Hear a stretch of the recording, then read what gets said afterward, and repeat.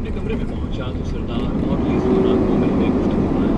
मैंने मशवरे के अंदाज में कहा, मेरा ख्याल है घंटा डेढ़ घंटा आराम कर लिया जाए। लीज़ोना खुशदिली से बोली, सही कहा भाई, और फिर दोनों से मुसाफा करके वो बाहर निकल गई। जेनिफर सुबह नाश्ते की मेज़ पर ही मुझे अलविदा कहकर चली गई थी, बकौल उसके कि वो मुझे जाते हुए नहीं देख सकती थी। लीज़ोना और उसके साथ अपनी फ्लाइट हमसे बाहर थी। वो हमारे पास बैठी गपशप करती रही। हम अपना सामान पैक करके बाहर लॉन में बैठे धूप से लुत्फानंदोज हो रहे थे। बातों में जेनिफर का जिक्र हुआ और वो मुस्कुराकर पूछने लगी, भाई एक बात कहूँ, खफा तो नहीं होगी? मैंने नफी में सर हिलाया, बिल्कुल भी नहीं। बोली, कल जेनिफर तुम्हें किस बात पर राजी करने की कोशिश कर रही थी?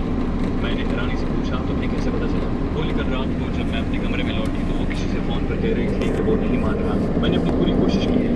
मैं जान गई कि मौजूद गुफ्तगू तुम्हारे साथ है। एक तलखी सी मेरे अंदर घुल गई थी। वो गुज़श्ता रात भी मेरे साथ मोहब्बत का ड्रामा करती रही थी। यकीनन इसके पसे पर्दा कर्नल स्कॉट की हिदायत होगी। मुझे किराए का एक ऐसा कातिल चाहिए था कि जिसका निशाना बेखता हो और जिसके पकड़े जाने की सूरत में उसे किसी इल्ज़ाम का सामना ही न करना पड़े। मैं आहिस्ता से बोला, वो मुझे रोकने की कोशिश कर रही थी। उसने पुरख्याल अंदाज में सर हिलाया। तो मेरा शक दुरुस्त था। खामोश बैठा सरदार मुझसे मुखातिब हुआ, तुमने मुझे तो ये बात नहीं बताई। मैंने उसकी बात पर कान धरे बगैर लीज़ोना को कहा, कौन सा शक? वो बोली, यही कि उस दिन न्यूयॉर्क में जो आम शख्स 2 किलोमीटर दूर से निशाना बनाया गया, उसके पसे पर्दा तुम्हारा हाथ है। मैंने एतराफ़ करने में हर्ज नहीं समझा था। मैंने कहा, हाँ ये सच है। वो संजीदा हो गई। वैसे तुमसे इस बेवकूफ़ी की तवक्को नहीं थी। मैंने कहा, ऐसा तुम इसलिए कह रही हो कि तुम असल बात से ना वाकिफ हो। वो बोली, ऐसी भी क्या मजबूरी आन पड़ी थी? जवाबन मैंने मुख्तसर अल्फाज में सारी कहानी सुना दी। वो बोली, और तुम लोगों ने मुझे इस बात से बेखबर रखा। उसकी शांति नज़रों का महवर सरदार की ज़ात थी। सरदार मुझसे नजरें चुरा कर नीचे देखने लगा। मैंने कहा, उससे मैंने मना किया था। वो अफसरदा हो गई थी, क्या मुझ पर एतबार नहीं था? मैंने कहा, नहीं, बल्कि तुम पर कोई आंच आती नहीं देख सकते थे। एक गहरा सांस लेते हुए उसने खफगी को दूर छिड़काया। बहरहाल मैं इस सिलसिले में तुम्हारी अच्छी रहनुमाई कर सकती थी। मैंने कहा, हाँ, मगर उन्होंने कोई दूसरी सूरत छोड़ी ही नहीं थी। उसने सरदार की पीठ में मुक्का मारा और हंसी, अरे तुमने मुंह क्यों लटकाया? मैं भला तुमसे खफा हो सकती? और वो भी अलविदा होते वक्त। सरदार भी की मुस्कुराहट से बोला, मैं माजरत खां। उसी वक्त मां चिटली भी लीज़ोना को ढूंढता हुआ वहाँ आन पहुंचा था। हेलो दोस्तों कहकर वो वहीं बैठ गया। हमें मजबूरन मौजूद गुफ्तगू बदलना पड़ा और फिर हमारे जाने का वक्त आन पहुंचा। लीज़ोना हमारी मौजूदगी की परवाह किए बगैर सरदार से लिपट कर रो पड़ी थी। खुद सरदार भी आकीदा हो गया था। उसने सिसकते हुए पूछा, भूल तो नहीं जाओगे? पता नहीं कहकर सरदार ने अपना बैग उठाया और हमें ले जाने वाली कार की जाने बढ़ गया। अब जनाब बेगम की मोहब्बत में धड़कते दिल में किसी और का नाम भी शामिल हो गया था। मैंने लीज़ोना और मां चिमनी से मुसाफा किया और सरदार के पीछे चला। कार में बैठकर उसने सीट के साथ टेक लगाकर आंखें बंद कर ली। मैं उसकी कैफियत समझ सकता था। मौत से नजरें मिलाने वाला सच्चा और खरा इंसान उस वक्त लीज़ोना को देखने का हौसला अपने अंदर महफूज पा रहा था। कार चल पड़ी। लीज़ोना हाथ लहराती रही, मगर मैंने भी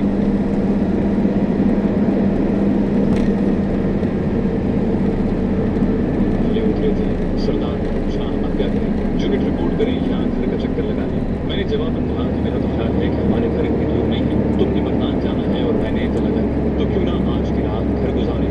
सुबह 11-12 बजे तक रावलपिंडी पहुंच जाना, यूनिट चले जाएंगे और यूँ भी हमारे अगले चंद दिन इंटरव्यू वगैरह में ही गुजरेंगे। शायद हफ्ता एक मजीद छुट्टी मिलने में भी लग जाए। सरदार बहुत से तैयार हो गया। ठीक है। हमने अगले दिन 12 बजे पीर बधाई अड्डे में मिलने का प्रोग्राम तय किया और अपनी अपनी राह चल पड़े। मेरे पास काफ़ी रकम मौजूद थी। मैं एयरपोर्ट से टैक्सी करा के सदर बाजार पहुंचा और माहीन और अबू जान के लिए तहाइफ खरीदने लगा। शाम की अजान मुझे वहीं हो गई थी। दोबारा टैक्सी करा के मैं पीर बधाई मोड़ तक पहुंचा और तलगन जाने वाली वैगन में बैठ गया। रात के 9 बज रहे थे जब मैं तलगन अड्डे पर उतरा। सर्दियों का मौसम था, इसलिए वीरानी का आलम नजर आया। वहाँ से मेरे गाँव का फासला 5 किलोमीटर से ज़्यादा नहीं था। मैं उमूमन पैदल ही घर चला जाता था। उस दिन मैंने एक टैक्सी वाले से बात की। किराए से 4-5 गुना ज़्यादा पैसे लेकर वो मेरे साथ जाने पर आमादा हो गया। मुझे घर के सामने उतार कर उसने किराया वसूल किया और वापस मुड़ गया। उसके जाते ही मैंने दस्तक देने के लिए हाथ उठाया, मगर फिर अबूजान को भी आराम करना मुझे मुनासिब न लगा कि दरवाज़ा खोलने उन्होंने ही आना था। बैग कंधे से उतार कर मैंने नीचे ज़मीन पर रखा और उछल कर दीवार पर चढ़ गया। दूसरी जानिब आहिस्तगी से उतर कर मैंने दरवाज़ा खोलकर अपने दोनों बैग उठाए और दरवाज़ा कुंडी लगाकर अपने कमरे की जानिब बढ़ गया।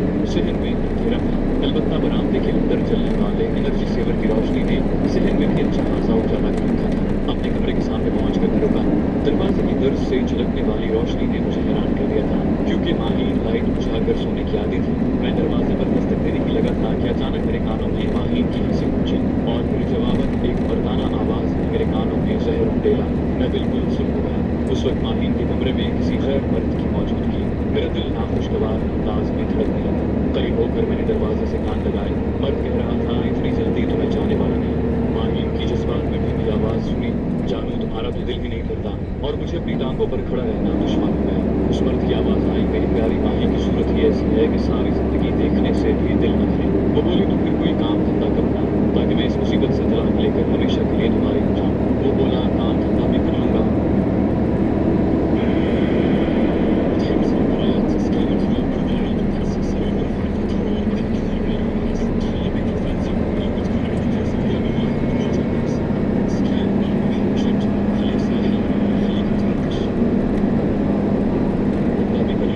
تھوڑا صبر تو کرو. اس نے بات ختم کرتے ہوئے جانے کیا حرکت کی تھی کہ ماہین کی تیز سسکی ہوئی اور پھر کسی کو تھپڑ مارنے جیسی آواز ہوئی. اس کے ساتھ ماہین کی آواز آئی, کتنی بار منع کیا ہے کہ شرارت نہ کیا. وہ کمین کی سہسا, تم بھی مجھے کام دھندے کا نہ کہا کرو. اس کی آواز مجھے جانی پہچانی لگی تھی. ماہین نے ناراضی بھری آواز میں پوچھا, تو کیا مجھے پانے کے لیے تم اتنا نہیں کر سکتے. اس نے ایک تہکہ لگایا, باجوان تمہیں پانے کے لیے اب مزدوری شروع کر دو. اور میں نے پہچان لیا, وہ اس کا ججزات ناہل تھا. جانے کتنے عرصے سے یہ کھیل کھیلا جا رہا تھا, اور جہاں تک میرا اندازہ تھا وہ ابو جان کو نیند کی گولیاں کھلا دیتے تھے. ماہین نے مشورہ دیا, تو کوئی نوکری شروع کر دو. بولا, نوکری وغیرہ تو مجھ سے نہیں ہونے والی, البتہ کوئی کاروبار شروع کرنے کا ارادہ ہے. تم کچھ رقم کا بندوبست کرو. وہ بولی, میں کہاں سے رقم کا بندوبست کروں, مجھے ذیشان اتنے پیسے تھوڑی دیتا ہے کہ اس سے کوئی کاروبار ہو سکے. وہ بولا, اتنے زیورات جو پڑے ہیں تمہارے پاس, ان کا کیا کرو گے. وہ بولی, ذیشان پوچھے گا نہیں کہ زیورات کہاں گئے. طاہر نے کہا, کر لینا کوئی بہانہ. اور اس کے ساتھ محبت کے اظہار کی حیوانی آوازیں میرے کانوں میں پڑی. ماہین نیند نظر آتی سے بولی, اچھا آپ جاؤ نا, میں اس بارے میں کچھ سوچتی ہوں. طاہر کی جذبات سے بوجھل آواز آئی, بس تھوڑی دیر اور, تم بھی نا. ماہین کی آواز میں بھی سپردگی کا اندیا تھا. اس سے زیادہ بکواس سننے کی مجھ میں طاقت نہیں تھی. میں نے دروازے کو دھکا دیا.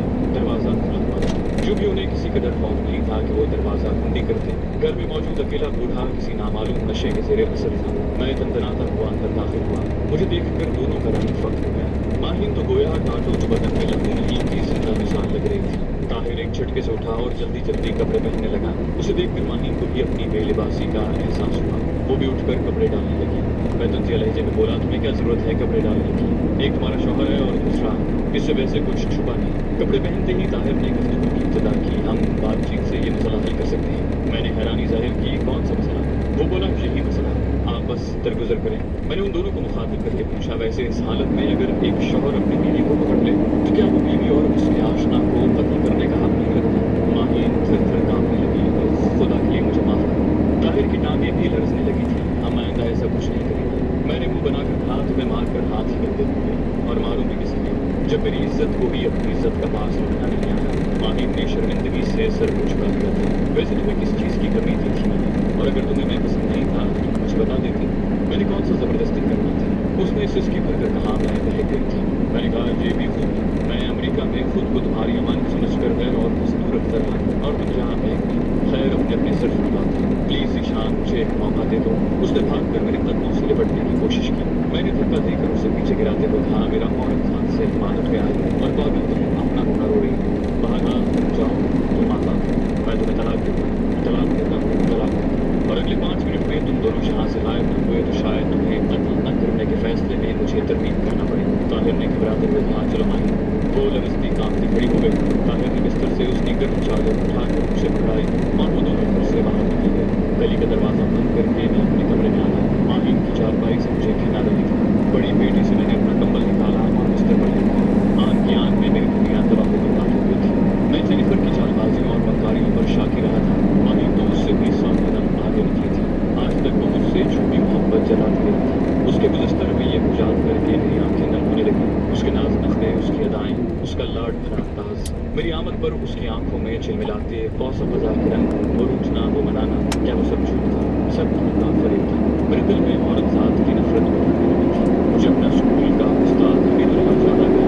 وہ ہمیشہ عورت ذات کی برائی اور آئی لو مجھے مکار سے خبردار کوئی عورت کا رکھوالی کرنے کی کوشش کرنا. حالانکہ تمام عورتیں ایسی نہیں ہوتی, لیکن عورت کے بارے میں بات چیت کرتے ہوئے اس کی گفتگو کا اختتامی خطرہ یہی ہوا کرتا تھا. اس وقت ہم بھی اتنی سمجھ نہیں تھی کہ استاد کی باتوں کو پرکھ سکتے ہیں.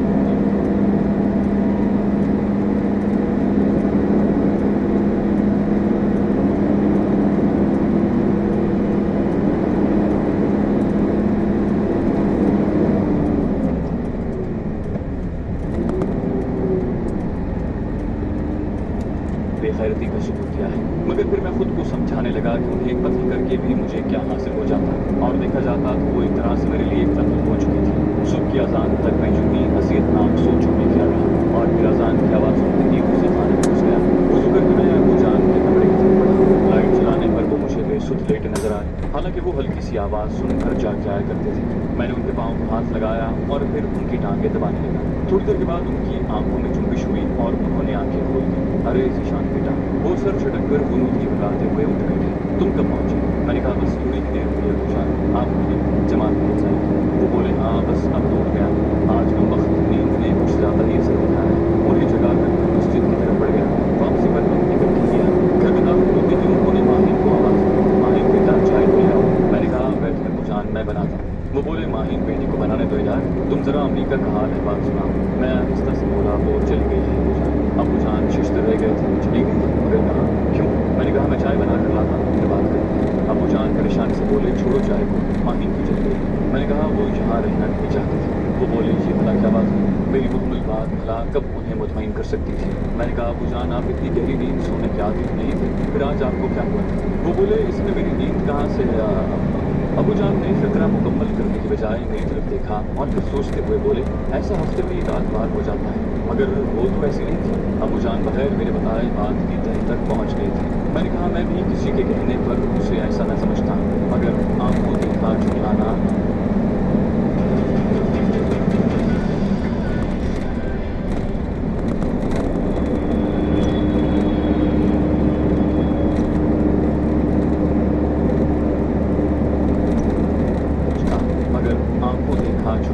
ناممکن ہے۔ یہ کہہ کر میں باورچی خانے کی طرف بڑھ گیا۔ جب چائے بنا کر لوٹا تو ابو جان کسی گہری سوچ میں تھے، شاید یہ یقین کرنے میں دشواری ہو رہی تھی۔ میں نے کہا چائے پی ابو جان۔ میں نے پیالی ان کی جانب بڑھائی جو انہوں نے خاموشی سے تھام لی۔ ہم نے خاموشی سے چائے پی، گویا ہمارے پاس کہنے کو کچھ باقی نہیں بچا تھا۔ اس وقت میں برتن باورچی خانے میں رکھنے جا رہا تھا جب دروازے پر زوردار دستک ہوئی۔ میں نے آگے بڑھ کر دروازہ کھولا۔ چچا حشمت علی اپنے دونوں بیٹوں اصغر اور اشغر کے ہمراہ دروازے پر کھڑا کینہ دوز نظروں سے مجھے گھور رہا تھا۔ وہ ابو جان کے ماموں کا سالہ تھا، میرا سابقہ سسر اور ماہین کا باپ۔ میں اسے ہمیشہ چچا جان کہہ کر بلاتا تھا۔ میں دروازے سے ایک طرف ہو گیا، آئیں چچا جان۔ وہ اندر داخل ہوتا اسی لیے لہجے میں بولا تم نے اچھا نہیں کیا ذیشان، یہ کوئی اتنی بڑی بات نہیں تھی کہ تم نے آدھی رات کو میری بیٹی کو طلاق دے کر گھر سے نکال دیا ہے۔ اس کی بلند آواز سن کر ابو جان بھی کمرے سے باہر نکل آئے۔ انہیں دیکھ کر حشمت ان کی طرف قدم بڑھاتا ہوا بولا اور بھائی حیدر علی مجھے آپ سے یہ امید کی تھی۔ جواباً ابو جان خاموش رہے۔ اب بھلا یہ کیا بات ہوئی کہ بیوی طبیعت خراب ہونے کی وجہ سے شوہر کو گرم کھانا نہ دے اور شوہر آدھی رات کو اسے طلاق دے کر گھر سے نکال دے؟ غصہ انسان سے بہت کچھ کروا دیتا ہے بھائی صاحب۔ بہرحال کمان سے نکلا تیر اور بیوی کو دیے طلاق کے 3 لفظ واپس نہیں آ سکتے۔ مجھے کچھ کہتا نہ دیکھ کر ابو جان نے بھی اصل بات سے پردہ اٹھانا مناسب نہ سمجھا۔ چچا حشمت علی کا غصہ آسمان کو چھو رہا تھا۔ ویسے شرم و حیا اور غیرت بھی کوئی چیز ہوتی ہے ذیشان میاں، میرا تو دل کر رہا ہے کہ تمہیں مردانگی کا مزہ چکھاؤں، مگر بے غیرت آدمی کی پٹائی سے بھی کچھ حاصل ہونے کی توقع نہیں۔ میں خاموشی سے اس کی باتیں سنتا رہا۔ میں چاہتا تو اصل بات بتا کر اسے شرمندہ کر سکتا تھا، مگر ایک باپ کے لیے بیٹی کی طلاق کا صدمہ ہی کافی تھا۔ اگر وہ اس کی بے راہروی کا سنتا تو شاید کسی سے نظریں ملانے کے قابل نہ رہتا۔ حشمت بھائی غصہ بھولے اور آئے لگے۔ ابو جان نرم طبیعت کے مالک تھے، جھگڑے فساد سے ان کی جان جاتی تھی۔ حشمت علی تنزیہ لہجے میں بولا بیٹھنا اور اس گھر میں جہاں تھوکنا گوارا نہیں کروں گا، اور اس وقت میں تم لوگوں سے بات چیت کرنے نہیں آیا، اپنی بیٹی کا سامان سمیٹنے آیا۔ یہ کہہ کر وہ خاموش کھڑے بیٹوں کو مخاطب ہوا چلو بھائی سامان سمیٹو بھائی۔ وہ دونوں نظریں پھیلائے میرے کمرے کی طرف بڑھے، خود حشمت چچا بھی ان کے پیچھے چل پڑے۔ انہوں نے ہم سے پوچھنے کی زحمت ہی گوارا نہیں کی تھی کہ آیا کوئی ہمارا سامان بھی کمرے میں موجود ہے یا نہیں۔ اصغر اور اشغر سامان کمرے سے نکال کر سینے میں رکھنے لگے۔ اچانک حشمت علی کمرے سے باہر نکلا، اس نے ہاتھ میں بٹوا پکڑا ہوا تھا۔ میں نے اس کے چہرے کی طرف نگاہ دوڑائی، وہاں غصے اور حزبناکی کی جگہ ندامت اور شرمندگی بھرے اثرات تھے۔ قریب آ کر اس نے میرے کندھوں پر ہاتھ رکھے اور پھر سسکیاں کرتے ہوئے مجھ سے لپٹ گیا، مجھے معاف کر دینا بیٹا، میں غلط ہوں۔ میں اس کی بات سن کر حیران رہ گیا، جانے اس کے ہاتھ کیا لگا تھا کہ ایک دم اس کی حالت تبدیل ہو گئی تھی۔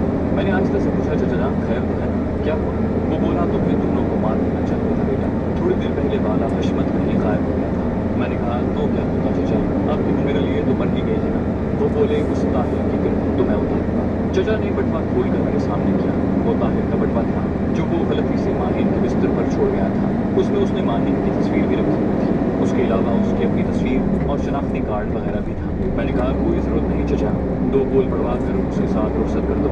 اگر وہ ایک دوسرے کے ساتھ مخلص ہیں تو انہیں اکٹھے زندگی گزارنے کا حق ہے۔ ان کا طریقہ غلط تھا مگر مطالبات غلط تھا۔ وہ بولے اگر مجھے اس بے غیرت کا بٹوانہ ملتا تو کیا تم یوں ہی ہمیشہ میرے اور میرے بیٹوں کے ہاتھوں مدعو ہوتے رہتے؟ میں نے کہا ہم نے کون سا نئے گھر لینا ہے چچا۔ میں نے پھیکی مسکراہٹ سے کہا یوں بھی اگر وہ اپنے گناہ پر پردہ ڈالنا چاہتی تھی تو مجھے اس کی پردہ دری کرنے سے کیا حاصل ہوتا؟ چچا حشمت ابو جان کو مخاطب ہوا میں آپ سے بھی شرمندہ ہوں حیدر بھائی۔ ابو نے اسے تسلی دی اچھا چھوڑو جو ہونا تھا وہ ہو چکا۔ حشمت اپنے بیٹوں کو مخاطب ہوا بیٹا یہ سامان واپس رکھو۔ میں نے جلدی سے کہا نہیں چچا ایسا کیسے ہو سکتا ہے، اور معاف کرنا یہ سامان آپ کا نہیں آپ کی بیٹی کی ملکیت ہے۔ پہلے تو اس نے سختی سے انکار کر دیا مگر پھر ابو جان اور میرے سمجھانے پر وہ سامان لے جانے پر راضی ہو گیا۔ انہوں نے اپنی ٹریکٹر ٹرالی ساتھ لائی تھی۔ اصغر اور اشغر کو بھی اصل بات کی بھنک پڑ گئی تھی، وہ دونوں مجھ سے نظر نہیں ملا پا رہے تھے۔ میں نے مانی کا سارا زیور جو وہ اپنے گھر سے لائی تھی یا اسے ہم نے دیا تھا ان کے حوالے کر دیا۔ جب وہ جانے لگے تو میں نے ایک دن پہلے خریدے ہوئے تحائف بھی یہ کہہ کر ان کے حوالے کر دیے کہ میری یہ کس کام کے، چلو جس کے لیے خریدے ہیں وہی استعمال کر لے۔ غضبناک اور طیش کی حالت میں آنے والے میرا سسر اور سالے ندامت اور خفت بھرے آنسو بہاتے ہوئے رخصت ہوئے۔ ان کے جانے کے تھوڑی دیر بعد میں بھی ابو جان سے اجازت لے کر راولپنڈی روانہ ہو گیا۔ سردار مجھ سے پہلے پہنچ گیا تھا، اس نے مجھ سے گھر کی خیریت پوچھی، جواباً میں نے الحمدللہ کہہ کر اصل بات بتانے سے گریز کیا۔ یوں بھی ایک مسلمان کے لیے اللہ پاک کا شکر تو ہر وقت بنتا ہے مگر ایک انسان کی فطرت عجیب قسم کی ہے، لاکھوں کروڑوں نعمتیں وصول کر کے ایک تکلیف پر رب کریم کی ناشکری پر آمادہ ہو جاتا ہے۔ یونٹ میں ہمیں پرجوش طریقے سے خوش آمدید کہا گیا تھا، خاص کر میری بہت پذیرائی ہوئی تھی۔ 2-3 دن کے بعد ہمیں 10 دن کی چھٹی مل گئی۔ میرے گھر جانے کو دل نہیں کر رہا تھا، میں گھر جانے کی بجائے سوال چلا گیا۔ استاد عمر دراز مجھے بہت محبت سے ملا تھا، میں ان کے ساتھ صحن میں بچھی چارپائی پر بیٹھ کر امریکہ میں گزرے شب و روز دہرانے لگا۔ ساری تفصیل سننے کے بعد اس نے میری تعریف کرنے کی بجائے پوچھا ذیشان بیٹا تم پریشان اور افسردہ کیوں؟ میں نے نفی میں سر ہلایا ایسی کوئی بات نہیں۔ وہ ہنسا تمہارا مطلب ہے میری آنکھیں دکھ کھا رہی ہیں؟ میں نے کہا چھوڑیں سر، دکھ کے بادل برسنے کے لیے تیار ہو گئے تھے۔ وہ میری آنکھوں میں جھانکتے ہوئے کہنے لگا ضروری نہیں کہ آنسو روکنے والا غم چھپانے میں بھی کامیاب ہو جائے۔ میں نے کہا سر مجھے گزرے غموں کو یاد کرنا مناسب معلوم نہیں ہوتا، وہ بولے غم بانٹنے سے ہلکا ہو جاتا ہے بیٹے۔ میں نے صاف گوئی سے کہا کچھ غموں کے تذکرے پر غیرت آمادہ نہیں ہوتی۔ بولے عورت کا غم ہمیشہ مرد کو توڑ کر رکھ دیتا ہے۔ وہ جہاں دیدہ شخص بغیر میرے بتائے حقیقت کے قریب پہنچ گیا تھا، لیکن یاد رکھنا بیٹے کمزوری نہیں دکھانا، تم سے زیادہ نقصان اس کا ہوا ہے۔ اس نے ایک مخلص ساتھی گنوا دیا جبکہ تمہاری جان ایک دغاباز اور مطلبی سے چھوٹ گئی ہے۔ استاد عمر دراز کی بات سن کر میرے دل پر چھائے غم کے بادل ایک دم ہٹ گئے تھے۔ صحیح فرمایا سر، میرے ہونٹوں پر تبسم ظاہر ہوا، اس طرح تو میں نے سوچا ہی نہیں تھا۔ بولے اچھا اب اصل بات بتاؤ کون تھی؟ میں نے کہا میری بیوی نے طلاق لے لی ہے سر۔ وہ بولے اچھا کیا اس نے خود طلاق لے لی، ورنہ ایسی عورتوں کو طلاق دینی پڑ جاتی ہے۔ میں نے کہا یہی تو غم تھا، میں ایک بار پھر اداس ہو گیا تھا۔ وہ بولے او چلو یہ بھی بہتر ہوا کہ زبانی میں ہی تمہیں اس کی اصلیت معلوم ہو گئی، ورنہ اولاد ہو جانے کی صورت میں تمہیں فیصلہ کرنے میں مشکل پیش آتی۔ میں نے کہا اچھا سر چھوڑیں اس موضوع، آپ نے میری کارکردگی پر کوئی تبصرہ نہیں کیا۔ وہ بولے وہ تو میں نے پہلے دن سے بتا دیا تھا کہ تم میرا ریکارڈ توڑ دو گے، اور وہی ہوا۔ میں بس 600-700 میٹر تک ہدف کو نشانہ بناتا رہا اور تم 1900 میٹر تک پہنچ گئے۔ میں نے کہا یہ تو خیر آپ زیادتی کر رہے ہیں، 1900 میٹر سے میں نے اس ہتھیار سے ہدف کو نشانہ بنایا ہے جس کی کارگر رینج 2000 میٹر ہے، جبکہ آپ نے 700 میٹر پر G3 سے ہدف کو نشانہ بنایا تھا جس کی کارگر رینج ٹیلیسکوپ سائٹ لگا کر بھی 600 میٹر بنتی ہے۔ وہ بولے یہ بھی تو دیکھو نا کہ میری شہرت پاکستان تک محدود